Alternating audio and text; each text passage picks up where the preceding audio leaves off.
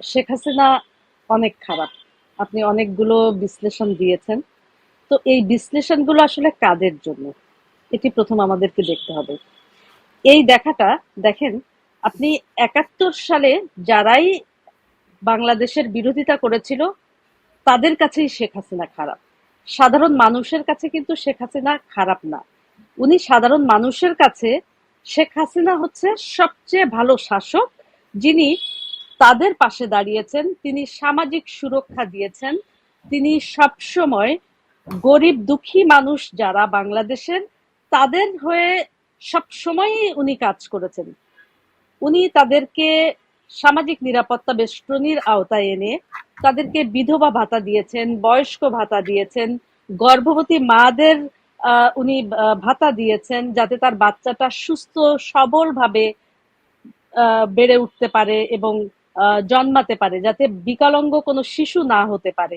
উনি সেই ব্যবস্থা করেছেন। উনি গরিব মানুষের ঘর করে দিয়েছেন। উনি গরিব মানুষকে যাতে তারা স্বাস্থ্য সেবা পায় সেজন্য কমিউনিটি হেলথ ক্লিনিক নামে উনি চালু করেছিলেন, এবং উনি ৯৬ সালে চালু করেছিলেন, সেটা বিগত পরের যে বিএনপি জামাত জোট সরকার আসে সেই সরকার সেটি বন্ধ করে দেয়। আবার উনি যখন আবার ক্ষমতায় এসেছেন উনি আবার সেই কমিউনিটি হেলথ ক্লিনিক চালু করেছেন, যেখানে গরিব মানুষেরা বিনা পয়সায় তারা স্বাস্থ্য সেবা পাচ্ছে, ওষুধ পাচ্ছে, তারা তাদের মৌলিক যে বিষয়গুলি, এবং গরিব মানুষরা তাদের ছেলে মেয়েদের, বিশেষ করে মেয়েদেরকে, তারা যে আহ, মেয়েদেরকে উনি তো প্রাইমারি স্কুলে বই তো ফ্রি দিয়েছেন, এছাড়াও মেয়েদের উচ্চশিক্ষা পর্যন্ত তারা যাতে মানে ঠিক মতো পড়তে পারে সেজন্য উনি তাদেরকে ভাতা পর্যন্ত দিয়েছেন। আপনি জানেন যে সে সব কিন্তু এখন বন্ধ হয়ে গেছে। তো শেখ হাসিনা তো খারাপ, এই জন্য উনি দিয়েছেন। আর মানে এখন যে সরকার, সে সরকার অনেক অনেক ভালো, বাংলাদেশের মানুষের জন্য অনেক ভালো, এই জন্য উনি বন্ধ করে দিয়েছেন।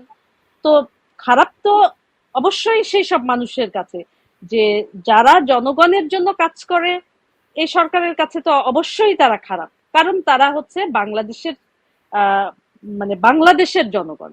ওনারা তো আসলে বাংলাদেশকে ধারণ করে না। তো ধারণ যেহেতু করে না মনে প্রাণে, কোনোভাবেই তারা বাংলাদেশকে ধারণ করে না। এই ধারণ না করার কারণেই তো শেখ হাসিনা অবশ্যই খারাপ।